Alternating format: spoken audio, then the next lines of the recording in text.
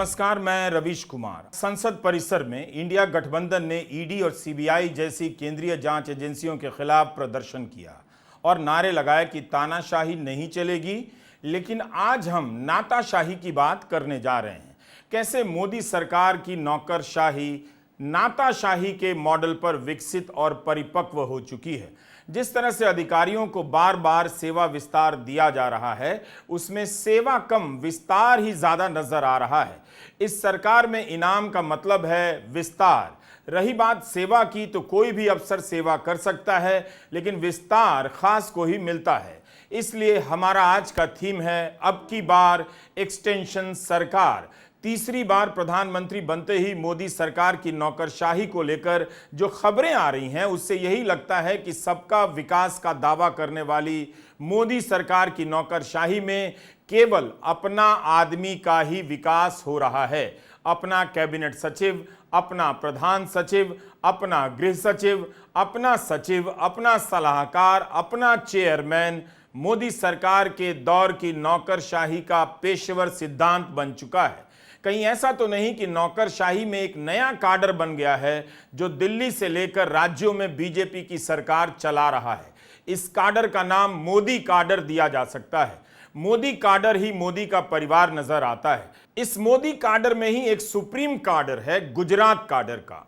हाल तक गुजरात काडर के कई अफसर पीएमओ से लेकर अन्य मंत्रालयों में कई अहम पदों पर काबिज थे।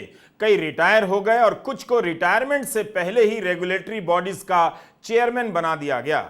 इस प्रकार एक नियम सा बनता जा रहा है कि मोदी काडर में एक बार जो प्रवेश कर गया उसे एक्सटेंशन मिलता रहेगा और वही कई साल तक पदों पर बैठा रहेगा। संसद के परिसर में इंडिया गठबंधन ने केंद्रीय एजेंसियों के दुरुपयोग को लेकर प्रदर्शन किया है। कहा है कि इनके दुरुपयोग से विपक्ष के नेताओं को फर्जी मामलों में फंसाया जा रहा है।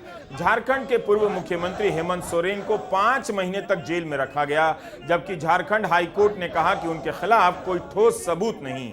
दिल्ली के मुख्यमंत्री अरविंद केजरीवाल के बारे में भी राउज एवेन्यू कोर्ट ने यही कहा, लेकिन दिल्ली हाईकोर्ट ने उनकी बेल पर रोक लगा दी। फर्जी मामले दायर करने वाले किसी अफसर के खिलाफ मोदी सरकार कार्रवाई नहीं करती है। एक मुख्यमंत्री को आप कैसे बिना ठोस सबूत के जेल में डाल सकते हैं? विपक्ष के सांसद नारे लगा रहे थे तानाशाही और एजेंसियों का गलत इस्तेमाल बंद होना चाहिए। तानाशाही बंद करो का नारा लग रहा है, लेकिन मैं आज के वीडियो में नाताशाही की बात कर रहा हूं। खास अफसरों का जो समूह बनाया गया है या बन गया है, उसे नाताशाही कहा जाना चाहिए। इस वीडियो को पूरा देखिएगा। मैं नौकरशाही कवर नहीं करता, लेकिन मीडिया में छपी रिपोर्ट और चर्चाओं का यहां संकलन कर रहा हूं ताकि आपको पता चले कि देश कैसे चल रहा है। नौकरशाही में अगर एक नेता विशेष का पर्सनल काडर बन जाए तो फिर दूसरे योग्य अफसरों का पूरा जीवन बर्बाद हो जाता है। इन अपने अफसरों के कारण नौकरशाही की पारदर्शिता खत्म हो जाती है। इनके गुनाहों पर हमेशा के लिए पर्दा पड़ जाता है। लंबे समय तक पदों पर बिठाकर इनकी इतनी ताकत हो जाती है और उसे ही बचाई जाती रहती है। तो ये वीडियो पूरा देखिएगा। हम कभी केंद्र तो कभी यूपी तो कभी गुजरात आते जाते रहेंगे ताकि आपको पता चले कि हो क्या रहा है। सबसे पहले हम 2021 में लोकसभा में प्रधानमंत्री का दिया भाषण सुनाना चाहते हैं ताकि आप देख सकें कि जो कहते हैं और जो हो रहा है उसमें कितना अंतर है। फरवरी 2021 में भारत की प्रगति में निजी क्षेत्र के योगदान की तारीफ करते हुए प्रधानमंत्री ने नौकरशाही को लेकर एक बयान दिया, वो सुनाना चाहता हूं। सब कुछ बाबू ही करेंगे। आईएएस बन गया मतलब वो फर्टिलाइजर का कारखाना भी चलाएगा, आईएएस हो गया तो वो केमिकल का कारखाना भी चलाएगा, आईएएस हो गया वो हवाई जहाज भी चलाएगा। ये कौन सी बड़ी ताकत बना के रख दी है हमने? बाबुओं के हाथ में देश दे करके हम क्या करने वाले हैं? हमारे बाबू भी तो देश के हैं, तो देश का नौजवान भी तो देश का है। लेकिन असल में क्या हो रहा है? सब कुछ बाबू ही कर रहे हैं, इसका उल्टा हो रहा है। कुछ ही बाबू हैं जो सब कुछ कर रहे हैं। वैसे बाबू कहे जाने पर एक बार आईएएस संगठन ने ऐतराज जताया था। बाबू अच्छा भी नहीं लगता है। घर में जो लड़का बाबू कहलाता है, बाबू की तरफ बड़ा किया जाता है, वो अपने घर में अफसर जैसा ही बर्ताव करने लगता है और बड़ा होकर बहुत खराब मर्द बनता है। लड़कियां इसकी सच्चाई बता देंगी। बहरहाल, नेता जब कोई बात कहे तो झट से मोदी मोदी करने से पहले जरा सोचा कीजिए कि क्या कह रहे हैं और क्या होने वाला है। बाकी आपकी मर्जी। इससे आप सरकार के भीतर की असुरक्षा भी कह सकते हैं कि किसी और पर भरोसा नहीं कर सकते या उसी पर भरोसा किया जा रहा है जो अपना आदमी हो। ये नाताशाही है। नौकरशाही के टॉप पर अगर एक ही व्यक्ति कई साल के लिए बैठ जाए तो कई बैच के अफसर उन पदों तक पहुंचे बिना रिटायर हो जाते हैं। केवल केंद्र ही नहीं, गुजरात और यूपी की टॉप नौकरशाही में एक दिलचस्प घटना हुई है, उसके बारे में भी बताना चाहता हूं। 1979 बैच के आईएएस अधिकारी के कैलाशनाथन गुजरात के मुख्यमंत्री के मुख्य प्रधान सचिव के पद से 18 साल बाद रिटायर हुए। 2006 में मुख्यमंत्री कार्यालय सीएमओ में प्रिंसिपल सेक्रेटरी बनकर आए और 2013 में एडिशनल चीफ सेक्रेटरी के पद से रिटायर हुए। जिस दिन रिटायर होते हैं उसी दिन उनके लिए एक पद बनाया जाता है, नया पद, जिसका नाम रखा जाता है चीफ प्रिंसिपल सेक्रेटरी। इस पद पर वे 13 साल तक रहते हैं। अब आप सोचिए, 2006 से 2024 तक यानी 18 साल तक एक ही व्यक्ति सचिवालय में प्रधान सचिव बना रहा। के कैलाशनाथन 7 साल नरेंद्र मोदी के साथ काम करते हैं जब तक वे मुख्यमंत्री रहते हैं और उनके बाद आनंदीबेन पटेल, विजय रूपाणी, भूपेंद्र पटेल के साथ काम करते हैं। मुख्यमंत्री बदल गए, बाकी अफसर भी बदल गए, लेकिन के कैलाशनाथन वहीं बने रहे। डेक्कन हेरल्ड में सतीश झा की रिपोर्ट में एक सेवानिवृत्त अफसर के नाम ना बताने की शर्त पर कहा है कि मोदी के प्रधानमंत्री बन जाने के बाद कैलाशनाथन अफसरों के उस कोर ग्रुप की अध्यक्षता करने लगे जो सरकार चला रहे थे। इसी कारण वे चुने हुए प्रतिनिधियों से भी ज्यादा ताकतवर बन गए एक दफ्तर में, और वो भी 1 या 2 पदों पर कोई अफसर 18 साल तक रहता है या उस सरकार के काम करने के तौर तरीके के बारे में भी बताता है। मुख्यमंत्री बदलते गए लेकिन कैलाशनाथन नहीं बदले। द हिंदू में महेश लांगा की रिपोर्ट नौकरशाही के बदलते स्वरूप पर आप लगातार फॉलो किया कीजिए, काफी जानकारियां आपको मिलेंगी। हमारा सवाल है कि क्या के कैलाशनाथन की जगह लेने के लिए 18 साल तक कोई दूसरा अफसर नहीं मिला? कितने बैच के अफसर इस पद की राह देखते रह गए होंगे और रिटायर हो गए, जबकि नियम है कि इन पदों पर कोई भी 3 साल से अधिक नहीं रहेगा। तर्क यह दिया गया इस नियम के पीछे कि लंबे समय तक एक पद पर रहने से अधिकारी का निजी हित पैदा हो जाता है और उसका एकाधिकार सा बन जाता है। के कैलाशनाथन मूल रूप से केरला के हैं, लेकिन पढ़ाई और नौकरी, शुरुआती नौकरी उन्होंने तमिलनाडु में की और फिर गुजरात काडर में आ गए। आपको यह सब तब पता चला जब वे इस पद को छोड़कर नौकरशाही से बाहर आए। जब बीजेपी इसी तरह के सवाल ओडिशा में उठा रही थी, जब अक्टूबर 2023 में वीके पांडियन ने सेवानिवृत्ति ली थी, तब क्या गुजरात के इस अफसर के बारे में आपको याद आया या मीडिया ने ध्यान दिलाया? गुजरात में कैलाशनाथन करीब 71 साल की उम्र तक मुख्यमंत्री सचिवालय में काम करते रहे, तो ओडिशा में वीके पांडियन 50 साल की उम्र में ही रिटायरमेंट ले लेते हैं ताकि तब के मुख्यमंत्री नवीन पटनायक की राजनीति संभाल सकें। चुनाव में हार के बाद पांडियन राजनीति से संन्यास ले चुके हैं। 2019 में जब नवीन पटनायक 5वीं बार मुख्यमंत्री बने, तब एक तस्वीर मीडिया में आती है। पांडियन मुख्यमंत्री के पीछे ऐसे खड़े हैं जैसे उनके मित्र हों, पारिवारिक सदस्य हों। नौकरशाही और राजनीति के रिश्तों का लंबा इतिहास है इस देश में। उन उदाहरणों में जाएंगे तो आज की तस्वीर नहीं देख पाएंगे। कैसे एक अफसर मुख्यमंत्री का विश्वास जीत लेता है और सारी नौकरशाही में ताकतवर बन जाता है। क्या जूनियर, क्या सीनियर, इन सब का भेद मिट जाता है। इस ताकत का इस्तेमाल किस तरह के काम में किया जाता होगा, यह सब रहस्य भी है और बहुत सारे इसके दुष्परिणाम और तथ्य आपके सामने हैं। जैसे ही पांडियन ने रिटायरमेंट लिया, उन्हें उसी विभाग का चेयरमैन बना दिया गया जिसके सचिव थे और कैबिनेट मंत्री का दर्जा दे दिया गया। हर राजनीतिक दल की सरकार के दौर के किस्से ऐसे नौकरशाहों से भरे पड़े हैं, लेकिन मोदी और योगी सरकार के दौर में जो हो रहा है वह या तो कुछ ज्यादा है या फिर कुछ नया सा है। चंद चुनिंदा अफसरों का गुट बनाकर सरकार चलाने की प्रवृत्ति किसी भी तरह से ठीक नहीं होती। इससे खुद नौकरशाही भी अंधेरे में चली जाती है और हताश होने लग जाती है, क्योंकि ऊपर का रास्ता सबसे लंबे समय तक बहुत सारे अफसरों के लिए बंद कर दिया जाता है। सोचिए, ओडिशा में बीजेपी अभियान चला रही थी कि पूरी सरकार एक नौकरशाही के हाथ में चली गई है, कब्जे में है, और यहां गुजरात में किसी को भनक तक नहीं लगी कि एक आदमी 18 साल तक नौकरशाही का मुख्य किरदार बना रहता है। न जाने कैलाश नाथन के बाद भी कितने काबिल अफसर आए होंगे, लेकिन उन्हें वो महत्व नहीं मिला जो कैलाश नाथन को नरेंद्र मोदी के करीबी होने के कारण मिला। हम अभी केंद्र के स्तर पर भी आएंगे, लेकिन यूपी की एक घटना का जिक्र जरूरी है। उत्तर प्रदेश में आईएएस अधिकारी मनोज कुमार सिंह को कैबिनेट सचिव बनाए जाने को लेकर खूब चर्चा हो रही है। चर्चा यह है कि 2024 के नतीजे आने के बाद मुख्यमंत्री योगी आदित्यनाथ ने अपनी ताकत दिखानी शुरू कर दी है। वे अपनी पसंद के मनोज कुमार सिंह को कैबिनेट सचिव बनाने में सफल हुए। मनोज कुमार सिंह ने अपने पोस्ट में केवल मुख्यमंत्री का जिक्र किया है। लिखा है कि माननीय मुख्यमंत्री जी के कुशल मार्गदर्शन में कार्य करते हुए अपना सर्वोत्तम योगदान देने का संकल्प लेता हूं। यह सही भी है, क्योंकि उनके वे मुख्यमंत्री हैं। लेकिन उनसे पहले के कैबिनेट सचिव दुर्गा शंकर मिश्रा ने पद छोड़ने के बाद ट्विटर पर लंबा सा पोस्ट लिखा है और उसमें मुख्यमंत्री के साथ साथ माननीय प्रधानमंत्री मोदी के प्रति आभार जताया है और कृतज्ञता भी। ये है ना कमाल। जो पद पर आ रहा है वो मुख्यमंत्री का मार्गदर्शन चाहता है और जो पद से जा रहा है वो प्रधानमंत्री का मार्गदर्शन भी बता रहा है। दुर्गा शंकर मिश्रा को तो दिसंबर 2021 में ही रिटायर हो जाना चाहिए था, लेकिन केंद्र सरकार ने उन्हें विस्तार देना शुरू कर दिया। दिसंबर 2022 में एक और साल के लिए सेवा विस्तार मिला। दिसंबर 2023 में फिर से सेवा विस्तार मिला, इस बार 6 महीने के लिए, ताकि चुनाव तक वही बने रहें। मीडिया रिपोर्ट से जानकारी मिली है कि दुर्गा शंकर मिश्रा मोदी सरकार में शहरी विकास मामलों के सचिव थे। 2021 में रिटायर हो गए, लेकिन जिस दिन रिटायर होने वाले थे उससे 2 दिन पहले 1 साल का एक्सटेंशन दे दिया गया।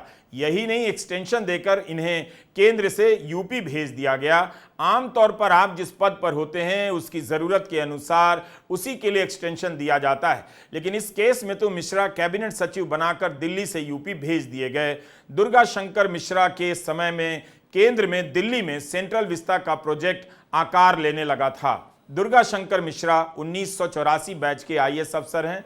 टाइम्स ऑफ इंडिया में नेहा लालचंदानी की रिपोर्ट के अनुसार दिसंबर 2023 में दिए गए सेवा विस्तार के कारण 8 वरिष्ठ अधिकारियों से प्रमुख सचिव बनने का मौका छिन गया, क्योंकि वे जून 2024 तक रिटायर हो जाने वाले थे। इनमें महेश कुमार गुप्ता, एस राधा चौहान, अनीता सिंह, सुधीर गर्ग, कल्पना अवस्थी, अमित मोहन प्रसाद और हेमंत राव शामिल हैं। आश्चर्य है कि ऐसे प्रतिबद्ध और करीबी अफसरों को चुनाव आयोग ने भी नहीं हटाया, जो अक्सर बहुत दिनों से जमे जमाए अफसरों को हटा देता है। चुनाव आयोग ने मार्च के महीने में बंगाल के पुलिस प्रमुख को हटाया, 6 राज्यों के गृह सचिव बदल दिए, लेकिन लगता है कि आयोग की नजर उत्तर प्रदेश के कैबिनेट सचिव दुर्गा शंकर मिश्रा पर नहीं पड़ी। और आपको भी पता नहीं चला, दुर्गा शंकर मिश्रा को केंद्र सरकार का करीबी माना जाता है मीडिया की चर्चाओं में। रविवार को उनका कार्यकाल खत्म हो जाने के बाद अब उत्तर प्रदेश के मुख्यमंत्री योगी आदित्यनाथ ने मनोज कुमार सिंह को इस पद पर नियुक्त किया है। मैं केवल चर्चा की बात कर रहा हूं। सत्ता के गलियारे में नौकरशाही की चाल को समझने के लिए अलग तरह की कौशल की जरूरत होती है। कुछ पत्रकार होते हैं जो दिन रात इन गतिविधियों पर नजर रखते हैं, और मैं उनमें से नहीं हूं। तो जो बाहर से दिख रहा है उसी पर मेरी टिप्पणी सीमित रहेगी। हां, जरूर चर्चा का उल्लेख किया कि मनोज कुमार सिंह के जरिए योगी ने अपना वर्चस्व दिखाना शुरू किया है। इसकी पुष्टि तो नहीं कर सकता कि कैबिनेट सचिव चुनने की आजादी भी मुख्यमंत्री योगी आदित्यनाथ को नहीं थी, लेकिन अगर मुख्यमंत्री की यह बेबसी है भी तो अपनी बेबसी से लड़ने के लिए वे खुद सक्षम हैं। मगर यह एक पैटर्न सा दिखने लगा है। केंद्र के साथ साथ राज्यों में अपना अफसर बिठाओ और अपना अफसर मिलता रहे, इसके लिए खोज कर अपना अफसर बनाओ। यह अपना अफसर किस आधार पर बनता है? इनकी कोई फाइल दबी हुई निकल आती है? ये वाकई इतने योग्य होते हैं या किसी और तरीके से निष्ठावान होते हैं कि सारा काम इन्हीं से करवाया जाता है, इन्हीं को एक्सटेंशन मिलता है? अपना अफसरवाद का एक और उदाहरण है प्रत्यर्पण निदेशालय ईडी। इसी ईडी के एक निदेशक थे संजय कुमार मिश्रा। इन्हें एक्सटेंशन देने के लिए मोदी सरकार सुप्रीम कोर्ट में डांट खाती रही, मगर एक्सटेंशन देती रही। संजय कुमार मिश्रा को अक्टूबर 2018 में 3 महीने के लिए नियुक्त किया गया, फिर 1 महीने के बाद 2 साल के लिए उनकी नियुक्ति बढ़ा दी गई और जब 2 साल का समय पूरा हुआ तो 13 नवंबर 2020 को एक आदेश जारी कर उनकी नियुक्ति में बैक डेट से बदलाव कर दिया गया। इस तरह उनका कार्यकाल 2 से 3 साल का कर दिया गया। इस बीच एसके मिश्रा रिटायर भी हो गए मगर पद पर बने रहे। इसके बाद नवंबर 2021 में उन्हें दूसरा सेवा विस्तार 1 साल के लिए मिला। इसके लिए मोदी सरकार ने एक अध्यादेश जारी किया जिसके तहत ईडी और सीबीआई के प्रमुख 5 साल तक पद पर बने रह सकते हैं। एक अफसर को स्थायी तौर पर रखना था तो अध्यादेश आ गया कि 5 साल तक वही चीफ रहेंगे। सुप्रीम कोर्ट को दखल देना पड़ा, तब जाकर उन्हें यानी संजय कुमार मिश्रा को 15 सितंबर 2023 के दिन अपना पद छोड़ना पड़ा। यह मामला सुप्रीम कोर्ट गया। कौन लेकर गया? टीएमसी नेता महुआ मोइत्रा, साकेत गोखले, कांग्रेस नेता रणदीप सिंह सुरजेवाला और जया ठाकुर ने याचिका दायर की। मामले की सुनवाई के दौरान सुप्रीम कोर्ट ने केंद्र सरकार से पूछा, क्या ईडी निदेशक के पद के लिए एसके मिश्रा के अलावा सरकार के पास कोई दूसरा अधिकारी नहीं है? सुनवाई के दौरान पीठ ने केंद्र सरकार की ओर से पेश हुए सॉलिसिटर जनरल तुषार मेहता से पूछा कि क्या एसके मिश्रा को छोड़ पूरा विभाग अक्षम लोगों से भरा हुआ है? अदालत ने यह भी कहा कि क्या हम यह छवि नहीं दे रहे हैं कि पूरे डिपार्टमेंट में इस पद के लिए कोई दूसरा व्यक्ति नहीं है और पूरा विभाग अयोग्य लोगों से भरा हुआ है? हमारा भी यही सवाल है कि मोदी सरकार की नौकरशाही मोदी काडर क्यों चला रही है, नाताशाही से क्यों चल रही है? क्या दूसरे काबिल अफसर नहीं हैं? एक्सटेंशन मिल रहा है यह अपने आप में एक मुद्दा है और किसे एक्सटेंशन मिल रहा है यह भी अलग मुद्दा है। कई मामलों में हमने देखा कि सेवा विस्तार पाने वाले अधिकारी सवर्ण वर्ग से आते हैं। एसके मिश्रा हैं, पीके मिश्रा हैं, अमित खरे हैं, तरुण कपूर हैं, नृपेंद्र मिश्रा हैं और दुर्गा शंकर मिश्रा हैं। इसी सूची में कुछ और नाम हैं जो हम आपको याद दिलाना चाहते हैं। इलेक्टोरल बॉन्ड के मामले में जिन दिनों एसबीआई को सुप्रीम कोर्ट से डांट पड़ रही थी, तब उसके अध्यक्ष दिनेश कुमार खरा सेवा विस्तार पर चल रहे थे। उनका 1 साल का सेवा विस्तार अक्टूबर 2024 में खत्म होने वाला था। उनके अलावा एसबीआई के एमडी अश्विनी तिवारी भी 2 साल के सेवा विस्तार पर हैं। इन दोनों के अलावा प्रबंध निदेशक सीएस शेट्टी को जनवरी 2023 में 2 साल का सेवा विस्तार दे दिया गया। सेवा से ज्यादा यहां विस्तार का ही अवसर है। विपक्ष को केवल तानाशाही नहीं बल्कि नाताशाही का भी मुद्दा उठाना चाहिए। हम दावा तो नहीं कर सकते, लेकिन यह सवाल पूछा जाना चाहिए कि जिन अफसरों को एक्सटेंशन मिल रहा है क्या उनमें से ज्यादा नाम सवर्ण हैं? आपको याद होगा भारत जोड़ो यात्रा के दौरान और चुनाव भर राहुल गांधी कहते रहे मोदी सरकार को कुछ खास किस्म के अफसर चला रहे हैं और भारत सरकार के सचिवों में दलित पिछड़े नहीं हैं। जब आप एक्सटेंशन सरकार की राजनीति देखेंगे तो इसकी एक तस्वीर समझ आएगी। पता कीजिए कि कितने ऐसे दलित और आदिवासी अफसरों को एक्सटेंशन दिया गया। हाल में जिन अफसरों को एक्सटेंशन दिया गया है उनके नाम आप भी चेक कर सकते हैं। मुझे उम्मीद है आप यह वीडियो पूरा देखेंगे। मैं आपको कह रहा हूं system is aligned against lower castes, मतलब भयंकर तरीके से हर लेवल पे। आप कॉर्पोरेट सिस्टम देख लो, मीडिया सिस्टम देख लो, ब्यूरोक्रेसी देख लो, जुडिशरी देख लो, एजुकेशन सिस्टम देख लो, मिलिट्री देख लो, जहां भी आप देखोगे 90% का पार्टिसिपेशन ही नहीं है। और आर्ग्यूमेंट बनाई जाती है,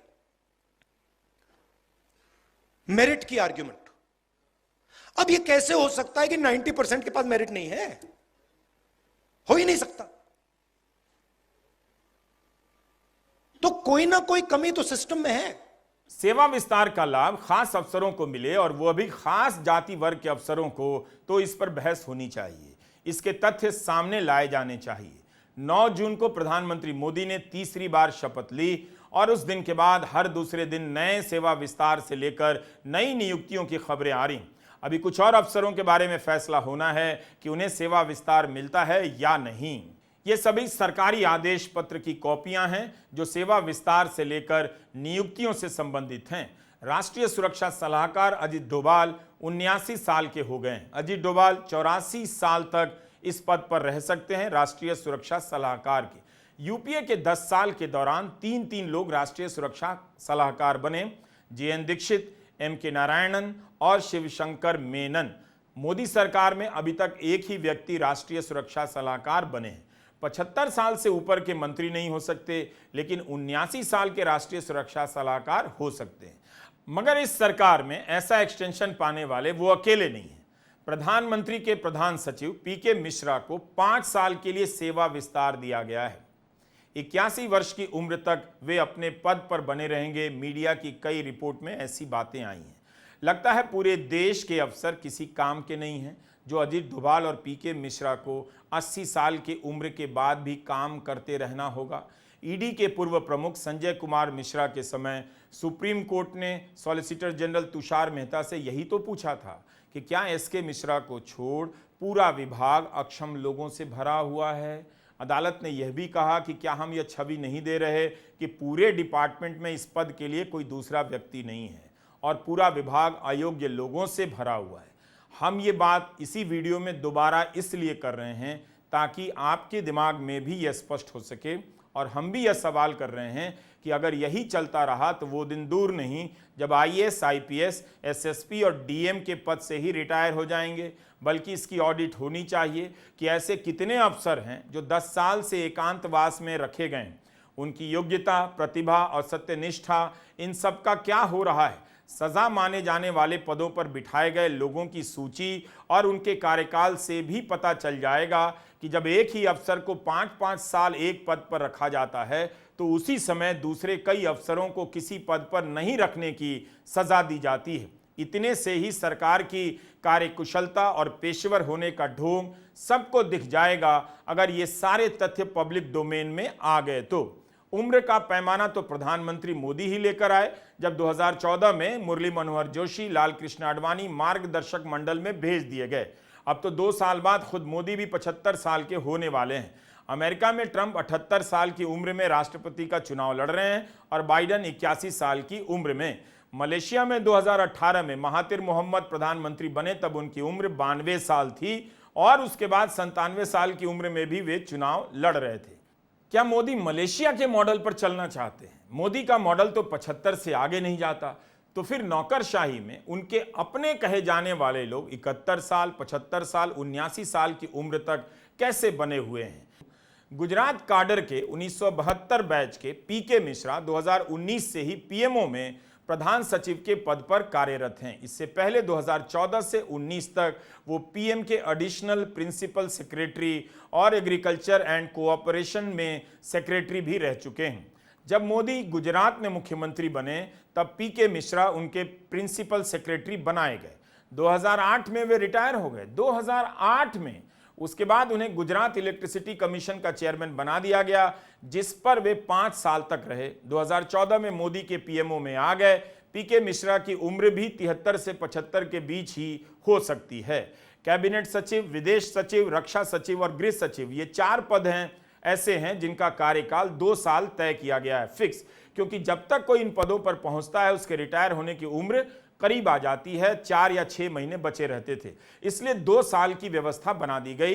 लेकिन अब तो एक्सटेंशन देकर 4-4 साल, 5-5 साल का कार्यकाल बनाया जा रहा है। इससे होता यह है कि बैच के अफसर टॉप पोस्ट पर नहीं पहुंच पाते और रिटायर हो जाते हैं। ऐसा क्यों है कि जब तक मोदी प्रधानमंत्री रहेंगे वही अफसर काम करेंगे। जनता ने प्रधानमंत्री मोदी को वोट दिया है, इन अफसरों को नहीं। CBDT का चेयरमैन राजस्व सेवा का टॉप पोस्ट माना जाता है। 1986 के IRS अधिकारी नितिन गुप्ता लोकसभा चुनाव के पहले ही रिटायर हो गए, लेकिन जून तक एक्सटेंशन दे दिया गया। जयराम रमेश ने बिना किसी मंत्री का नाम लिए ट्वीट किया है कि एक मंत्री चाहते थे कि नितिन गुप्ता ही चेयरमैन बने रहे और एक मंत्री चाहती थी कि इन्हें एक्सटेंशन ना मिले। मीडिया रिपोर्ट में लिखा है कि इस प्रक्रिया में रवि अग्रवाल को CBDT का चेयरमैन बना दिया गया, नियम है कि जो भी इस पद के लिए चुना जाएगा उसके पास 6 महीने का कार्यकाल तो होना ही चाहिए। लेकिन रवि अग्रवाल 3 महीने में रिटायर होने वाले थे, तो इनकी नियुक्ति के समय ही एक्सटेंशन दे दिया गया।